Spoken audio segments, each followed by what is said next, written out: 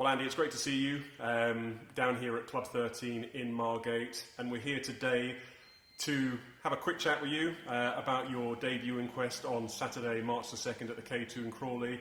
And I think really for the league's fans is to put a little bit of sort of context for you as a fighter, how long you've been involved in the sport, and and really to look forward to what promises to be a fantastic fight against Stefan Hughes at the K2 Arena. So first and foremost, to give the league's fans a little bit of sort of history about yourself. You were a professional fighter, 19 fights, 15 wins, 3 losses, 1 draw. Last box back in 2016, won the Southern Area title and also challenged for the English title. And now, after quite a long hiatus out of the ring, you are back. And I know that we spoke off camera, you're looking literally just to get stuck straight back in. Yeah, like I said, it's been a long time out. I think I've always had like a certain itch to scratch with it. Had a few things go on sort of in my personal life where I feel like I need a few goals to hit. In terms of my pro career, it didn't really get going at all as much as it should have done. I think you probably hear a lot of boxers say that, but it was fundamentally training myself. Again, we just talked off camera about ticket sales, things like that. So it was a lot of stress. Obviously, I've followed the boxing, this league, and I see a lot of 50-50 fights, and they're the sort of fights that you just think, that will scratch the itch. So, yeah, was it March the 2nd, kind of looking to get in there and no feel-out process and just try and give the crowd what they want, really. I think that's the one thing. I think if anybody ever asked me, what makes the Quest Boxing League format so appealing, I think I always try and say, the thing that makes it exciting is that they're 50-50 fights. So yourself, I mean, you've got a huge amount of experience in the game, but, on a pro level, if you're a professional fighter just turning over, you're a prospect, you're selling tickets, the promoter wants to kind of make sure that prospect is looked after to a certain extent, and you'll go through a kind of a process of learning fights, as they call them, with journeymen. But it really doesn't get exciting, and you really don't get those 50-50 fights normally until you've had maybe sort of 9-10 fights, and they're almost like ticking over fights until you get to the real kind of juicy 50-50s. Yeah, I think as well, like with terms of the promotion at the time, I was kind of boxing on a lot of different shows, and yeah, you kind of like you're expected to win against these fighters, so you kind of don't really have that element of fear when you're training, and then by the time the big stuff came along, you weren't so much burnt out. It was just kind of like your mindset was kind of where it was in terms of with some of the journeymen. I haven't said that, I had some journeymen that did really come and give it a good go for whatever reason. I don't know whether they didn't like my face or whatnot, but it was I mean, with this, it's kind of I will say it's at a lesser level. There's no getting away from that. But in terms of, I think I've come up to you, I didn't want to knock over Job. I think you found me a very credible opponent, an ex-professional himself.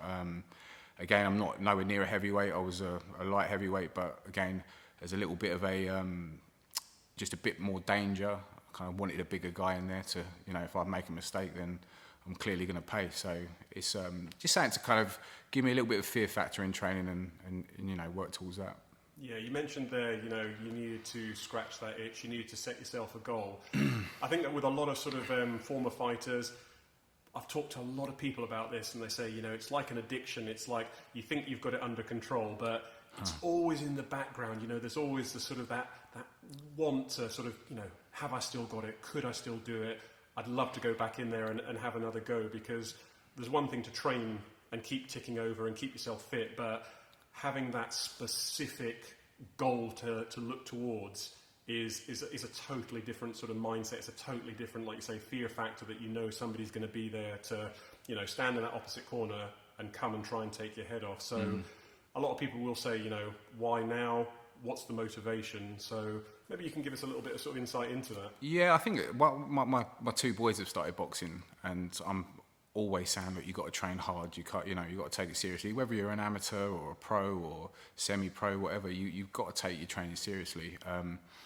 And they're like, well, Dad, you're too old, you can't, you're not going to be able to do it. And I was like, right, okay. So I kind of set this up. But yeah, fundamentally, I've had a lot of, it's been quite a negative part of my life, the last sort of 3 to 4 months. I won't go too much into it, but there's an illness in the family. There's a long-term marriage broke up. And it's kind of going down the right path. Like with boxing, is if there's an end goal, I can kind of focus on training rather than kind of letting myself go wayward. So as well as scratching an itch, I mean, the main thing is for me to kind of just keep myself on the straight and narrow. Not that there's any like major problem with me going completely off course, but for me, I have to have something in place, and scratching an itch and kind of doing this kind of seems that it probably do me some good.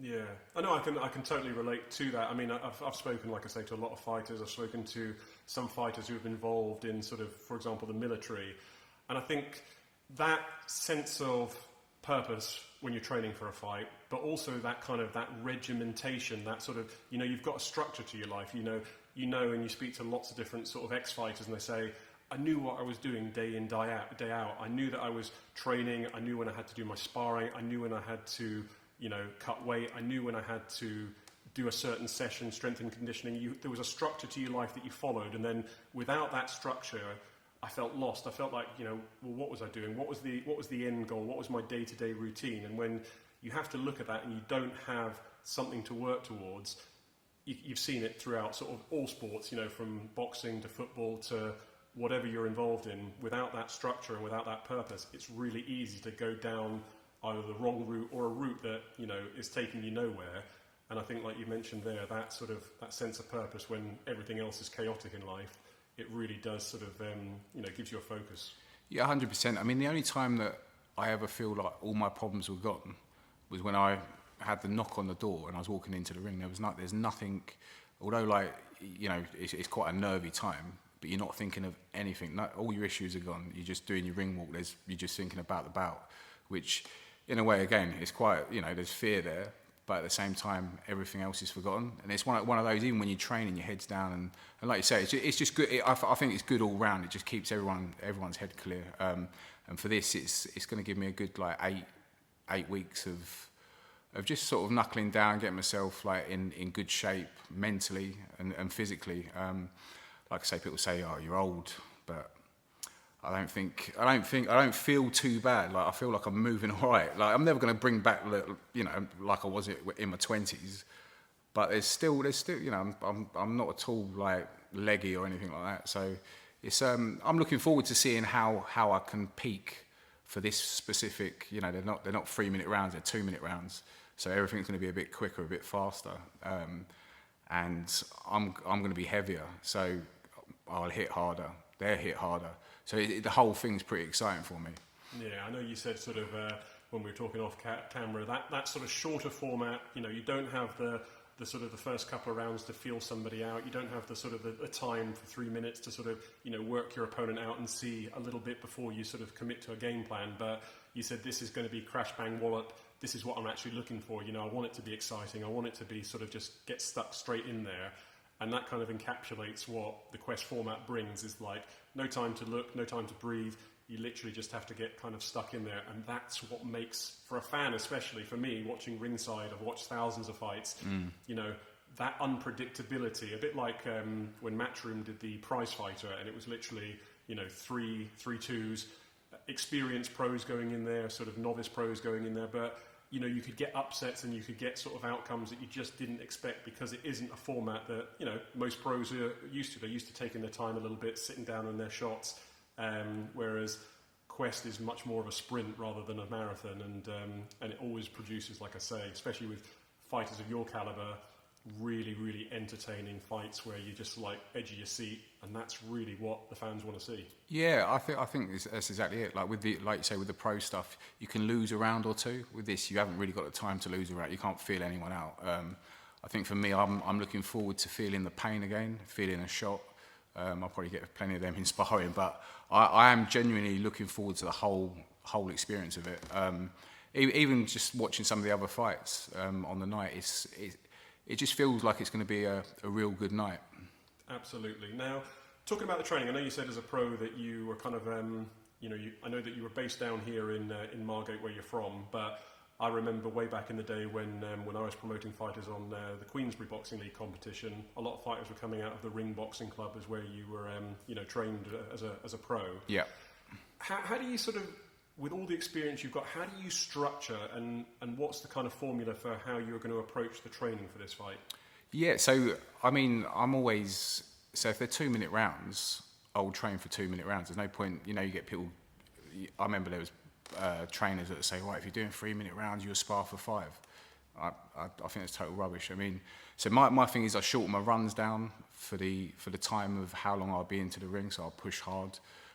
Just a lot of interval training and go back to what I was doing as an amateur, like all them years ago. Like add in some strength stuff. Obviously, I've got to keep a bit of size with it being heavyweight, but yeah, it's nothing too complicated, to be fair. It's just again, it's less mind numbing. I haven't got to do a 10-mile run. I don't need to make weight this time around, so I can structure everything where it just suits me and keeps it interesting. Yeah, I think that, like I say, it's probably something that a lot of people don't appreciate, but when you're having to cut to a specific weight, and I know that a lot of fighters, some of the weight cuts that I've sort of been told and how they've done it and what's been done to make that weight, especially as professionals, it's quite frightening when you think, that's a hell of a lot of weight to lose, and also a lot of fluid to sort of drain out of your body and then try and rehydrate for a fight in a couple of days' time. But with Quest, it's same day weigh-in, you're boxing, so you don't have to look at that number on the scale and be sort of so laser focused on the weight and getting to a weight that really, in a lot of cases, is not a safe weight to make for a lot of fighters, but they do it anyway, and it leaves them sort of, I always wondered, what sort of performance are you really getting from some of these fighters when you're depleted that much? Yeah, I think for my last 2 years of pro, I was floating on 65%. I think a lot of the training was, I weren't training for the fight. I was just training to try and keep the weight off, which like everyone says, boil down. I think where I was stuck was the light heavy to the cruiserweight category, 12.7 to 14.4. So it was kind of like squeezed down to 12.7, or do you have someone boiling down from 16 stone to hit the 14.4? So I was kind of always stuck in between. So I had to, myself, I was coming down from 14.8 to 12.7. And again, where I didn't really have a very professional team around me in terms of nutritionists, I could be taking off 24 pounds in 2 days sometimes. Wow. Yeah. Scary, isn't it? It is scary, yeah, when you think of it like, yeah. Scary for want of a better word, for entertainment, for people who just don't, they come to a show, and like I always say this, you don't appreciate how much and what sacrifices on so many levels a fighter will make to get themselves physically, mentally ready to tick all the boxes in terms of what a promoter is asking of them. It's such a difficult sport to be involved in, especially at sort of at the top level. So yeah. I think, try and wrap this up. I don't want to keep you too long, but obviously the last time you sort of made that ring walk was 2016 against Kelvin Young. That don't even seem that long ago, but yeah, it's a while ago, yeah. You obviously finished your career with a win against Kelvin Young, but try and, put into words how you think it's going to feel to make that ring walk again. Obviously this time, your sons will probably be there watching their dad, and you can sort of give them a little wink as you come out. I'm not too old. Boys, watch this. But try and put into words what it will mean to you to make that ring walk again and obviously get back in there. Yeah, it's obviously going to be really emotional. The thing is, I'm doing this out of love of the sport. There's no pressure. I feel this time I'm just going to enjoy the whole process. I know what it is. I know what I've got to do. It's just all good. Like, I'm just looking forward to the whole thing, getting hitting someone, warming up. Just the whole process. Like I say, I'm hoping to take a big crowd down there, hearing that and just feeling the buzz again, really. So. Well, as I say, I know it's going to be a fantastic fight. Really, really looking forward to seeing you back in action. And as I say, it is going to be a huge night of championship boxing taking place on Saturday, March the 2nd, the K2 Arena in Crawley in West Sussex. And the man sitting in front of me here, Andy Morris, will be taking on Stefan Hughes in the heavyweight division.